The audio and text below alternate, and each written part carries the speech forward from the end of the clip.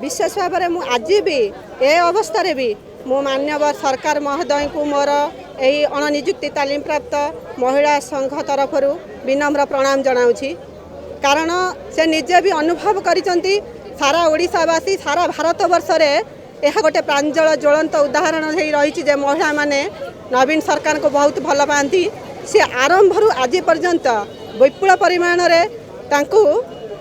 Vote दे जययुक्त करुँच बारंबार minister भाव से आमको आसुँच आम ओडिशा को केवल महिला मानक पई समस्ते जानती पिला ठारू नागरिक वृद्ध आबाल पर्यंत समस्ते भी कहते महिला माने नवीन सरकार को बहुत पसंद करती आ सम्मान करती। आमे जो प्रथम यहीटा को आसीलु आम नार्य दाबी से देखूँ आमर नारा कौन थिला आमर पॉइंट कौन थिला जे आमे भिक्षा चाहूना भेक चाहूँ आम पाठ पढ़ा आम योग्यता अनुसार आमे आम पारिश्रमिक चाहूँ जनसेवा करूँ किसी निजुक्ति पाइक आत्मनिर्भरशील हेबू किंतु आज आम बेसहारा हो जाइचु जहाँफल कि आज टिके पूर्व आम राजरास्ता को ओह्ल पड़ू भिक्षा मागिया यह कौन आम भल पाइबार आम प्रतिदान देले नवीन सरकार कहतु से आज भी आम मथापाति आगे विनम्र प्रणाम करुचु। केबे भी आमर आंतरिक सहकार इच्छा नुहे जे नवीन सरकार को हाय हाय कहवाई किंतु आम आज बाध्य हो पड़ुचु कहीं आम अभिमान स्वर उत्तोलन कले तांको कान रे काले शुभ आम जिते स्वाभिमान स्वर उत्तोलन कलु टिक टिक आवाज कलु बारंबार राजरास्ता को आसिलु किंतु आम आवाज तांको पाखरे पहुँची पारलानी बाध्य होकरी आज आम हृदय जो आवाज बाहर अभिमान आवाज एबे भी मु अनुरोध करुच्ची नवीन सरकार को से बदली जातु आम प्रति एत कठोर पदक्षेप नियंतु नहीं टिके तो जागृत हुंतु।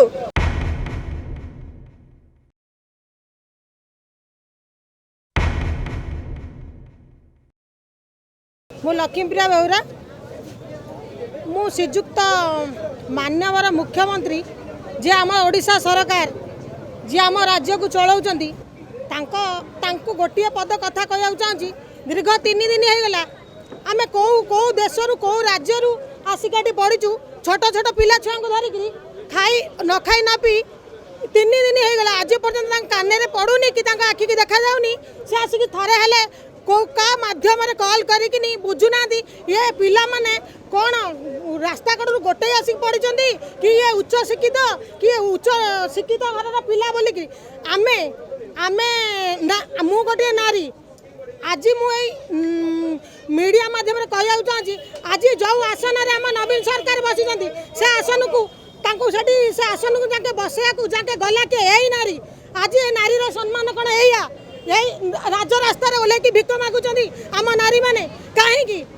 आज परिस्थिति आमर है आम उच्च शिक्षित हो राजरास्ता को जाकर भिक मागिलु कौन पाई नवीन सरकार नारी सशक्तिकरण कर बुलूं